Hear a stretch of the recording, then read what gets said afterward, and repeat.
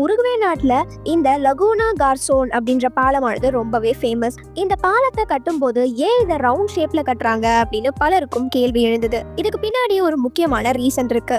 அந்த பகுதியில உள்ள ரோட்ஷா மல்டோனாடா அப்படின்ற இந்த 2 இடத்தை கனெக்ட் பண்றதுக்கு தான் இந்த பாலமானது கட்டப்பட்டுச்சு. இந்த பாலம் கட்டுறதுக்கு முன்னாடி கப்பல் வழியா தான் இங்க எல்லாருமே வந்து போயிட்டு இருந்திருக்காங்க. அதுவும் கொஞ்சம் வெதர் மோசமானாலும் இங்க வர முடியாத சூழலும் ஏற்பட்டிருக்கு. அதனால உருகுவே அரசானது ஆர்கிடெக்ட் கிட்ட இந்த பாலத்தை வந்து கட்ட ஒரு பிளான் போட்டு தர சொல்லியிருக்காங்க. ஆனா இங்கதான் அவங்க ஒரு செக் வைக்கிறாங்க.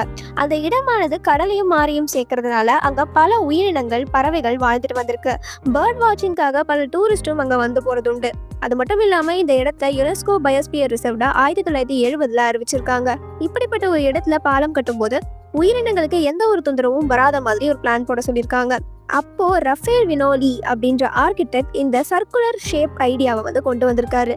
அவர் இதுக்கு கொடுத்த எக்ஸ்பிளனேஷன் என்னன்னு பாத்தீங்கன்னா, நேரா பாலத்தை கட்டும் போது ஸ்பீட் அதிகமா போக அதிக சான்ஸ் இருக்கு.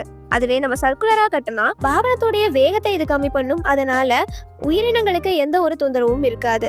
அதே போல ஸ்லோவா போகும்போது பலரும் வந்துட்டு இந்த இயற்கை அழகை வந்துட்டு ரசிச்சுட்டே போகலாம். ஸோ இந்த ஒரு பிளானையே வந்துட்டு $10 மில்லியன் வந்து இம்ப்ளிமெண்ட் பண்றாங்க. அவங்க நினைச்ச மாதிரியே இந்த இடம் ரொம்பவே ஃபேமஸும் ஆகுது. நிறைய சுற்றுலா பயணிகளும் வர ஆரம்பிச்சாங்க.